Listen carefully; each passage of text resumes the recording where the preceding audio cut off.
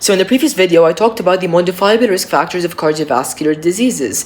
In this video, I want to talk about the non-modifiable risk factors of cardiovascular diseases. So when I say non-modifiable, I mean something that cannot be changed or altered, alright? So non-modifiable risk factors, the first and foremost one is age. Now, age is something that we cannot reverse, and as you grow older, the reason we advise all old people, especially after you cross your 30s or 40s, to maintain a healthy lifestyle and continue exercising, right, and get appropriate amount of sleep is because as you grow older, there is natural chances of developing hypertension and high blood pressure, because number one, your cardiac heart muscle begins to weaken, and number two is your arteries lose the ability for the stretch and accommodation as well as the stretch and recoil. This is why once the elasticity goes down, there's a high chance of developing hypertension. So age is the first non-modifiable risk factor.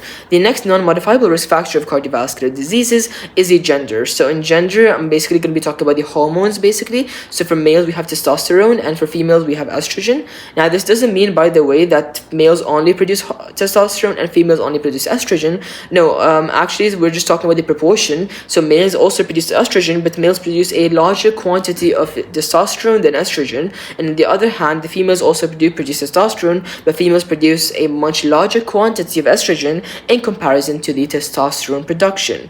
Now, coming back to my main point, testosterone in males is basically used for muscle development. So it basically strengthens the cardiac muscle, right, as the more testosterone you're producing, which is obviously going to increase due to a healthy lifestyle and of course exercising a lot, which will increase testosterone, build your heart muscle stronger.